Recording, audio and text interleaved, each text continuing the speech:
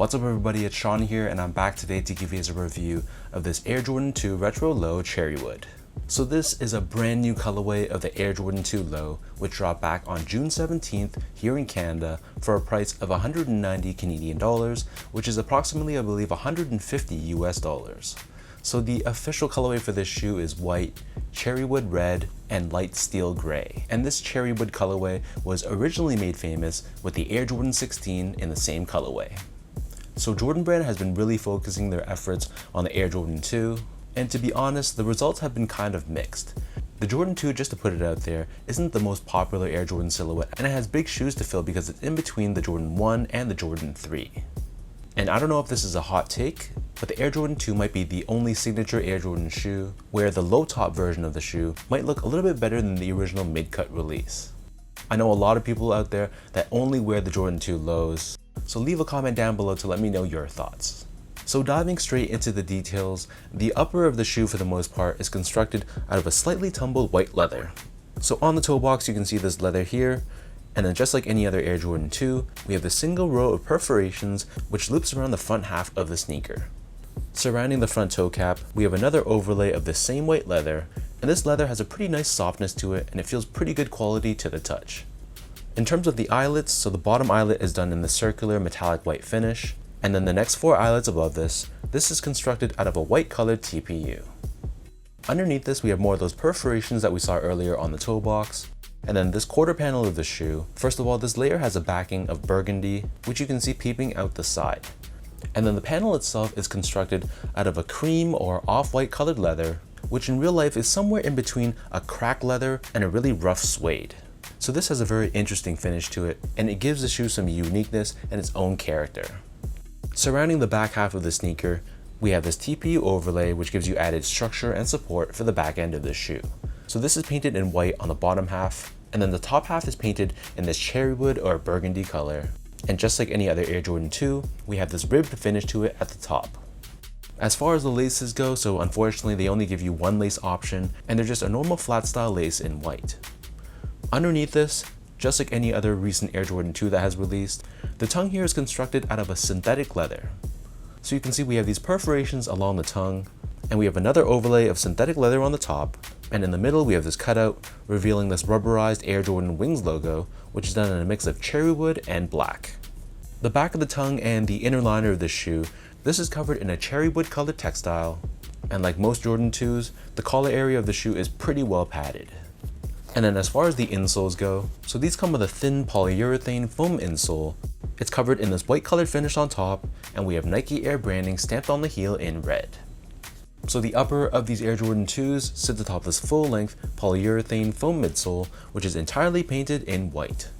Encased within this midsole but not visible to the eye, of course, we have Nike Air technology for cushioning. And then turning this pair over to the bottom, so this is your traditional Air Jordan 2 outsole design. However, it's constructed out of a mix of gray and cherrywood colored rubber, but like any other Jordan 2, we have that same circular pivot point on the forefoot, and the white hit down the center of the heel. This is actually exposed polyurethane foam. So you can see we have Nike branding along with the size of the shoe, which in this case is a size 10. So that breaks down the look and the construction of these Air Jordan 2s. And for those wondering about sizing, so my foot measures as a true size 10, slightly on the wider side, and I got these in a size 10 and they fit me really, really well. So for most people out there, I feel like going true to size should be perfectly fine for this shoe. Unless you have a really, really wide foot, then you might want to consider going up a half size.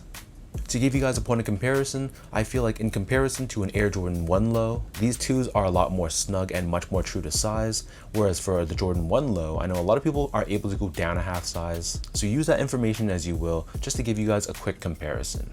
Moving on to the comfort, so these Jordan 2 lows feel pretty much like your normal Jordan 2, minus of course the fact that we don't have that collar on the shoe. So because of that, this variation feels a lot lighter, and you have a lot more mobility and freedom to move your feet around.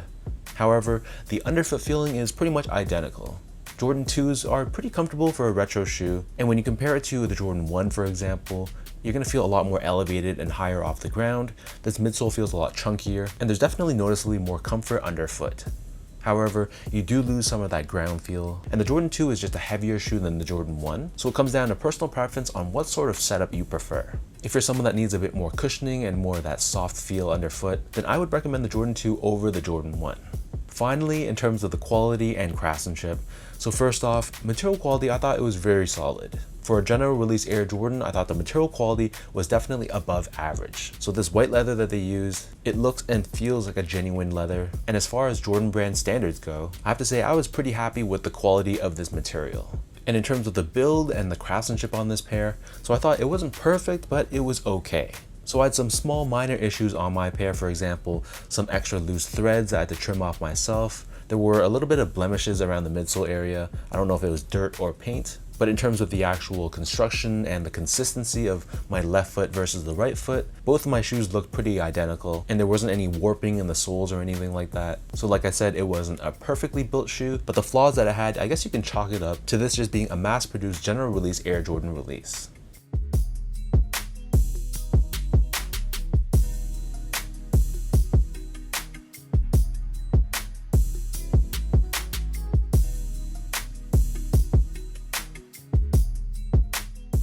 So with all that out of the way now, let me toss these on feet.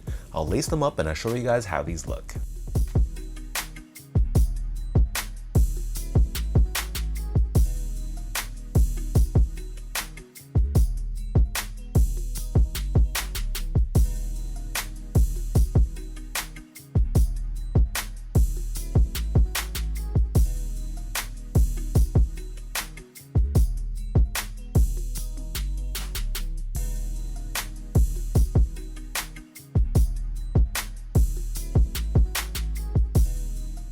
The Jordan 2 in general is a heavily slept on silhouette, so I'm not surprised whatsoever that this shoe is completely sitting in, I believe, every single size on Nike Canada's website.